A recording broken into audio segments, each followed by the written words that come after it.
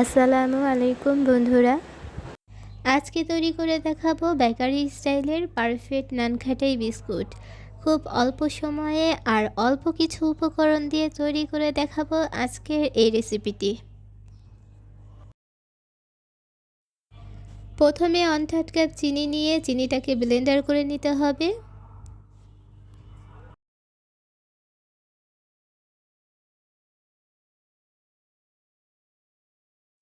দিয়ে দিতে হবে 1/3 কাপ তেল।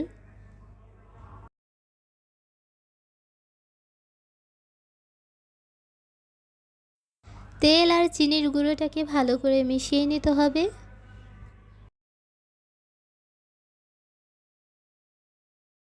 চিনি আর তেলটা যখন ভালো করে মিশে যাবে এই পর্যায়ে এসে দিয়ে দিতে হবে 2টা এলাচের গুঁড়ো। এই পর্যায়ে এসে দিয়ে দিতে হবে 3 টেবিল চামচ সুজি।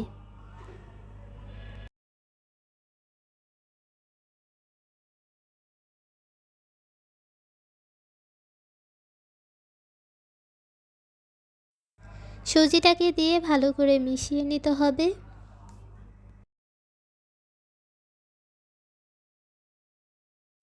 দিয়ে দিতে হবে আধা কাপ ময়দা।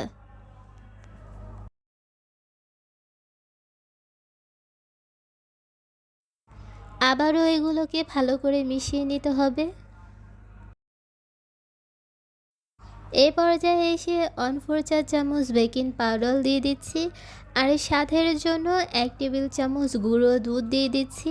এটা দিলে বিস্কিটের টেস্টটা অনেকটাই বেড়ে যাবে। আবারও সব কিছুকে ভালো করে মিশিয়ে নিতে হবে। তারপর এরকম ছোট ছোট লেচি কেটে নিয়ে গোল বল তৈরি করে নিয়ে হাতের উপরে একটু রেখে চাপ দিয়ে দিলেই সুন্দর একটা বিস্কিটের শেপ তৈরি হয়ে যাবে। আর এইরকম করেই আমি বাকি সবগুলোকে তৈরি করে নিব। বিস্কুটের উপর সুন্দর একটা কালার আসার জন্য এখানে ডিমের কুসুম ব্রাশ করে দিয়েছি। ভিডিওটা স্কিপ হয়ে গেছে তাই দেখাতে পারলাম না। কুসুমটা ব্রাশ করে দেওয়ার পর এখানে সাদা তিল বা কালো তিল, কেউ চাইলে বাদাম কুচিও দিতে পারো। এটা শুধুই দেখার সৌন্দর্যের জন্য। বিস্কুটগুলো একটা কড়াইতে দিয়ে এভাবে ঢাকনা দিয়ে ঢেকে লো হিটে এটাকে 40 মিনিটের জন্য বেক করে নিব। প্রায় 40 মিনিট পর আমার বিস্কুটগুলো পুরোপুরি হয়ে গেছে আর সুন্দর একটা কালারও চলে এসেছে। দেখতেই পাচ্ছ বন্ধুরা, বাসাতেই যদি এত সুন্দর আর এত পারফেক্ট বিস্কুট তৈরি করা যায় তাহলে বাহির থেকে কেন কিনে খাবো। বিস্কুটটা দেখতেই পাচ্ছ বন্ধুরা, কোথা থেকে কিন্তু পুড়ে যায়নি আর ভিতর থেকে কিন্তু কাঁচাও রয়নি। এই বিস্কিটটা মুখে দিলে মুখের সাথে মিলিয়ে যায় আর এটার টেস্ট তো বলাই যাবে না। তো খুব সহজ উপায়ে আর অল্প কিছু উপকরণ দিয়ে তৈরি করা যায় এরকম ভীষণ মজার নানখাটাই বিস্কুট। এই বিস্কুটটা যদি কোনো গেস্টের সামনে পরিবেশন করা হয় সেই কিন্তু বুঝতেই পারবে না এটা বাসায় তৈরি করা বিস্কুট।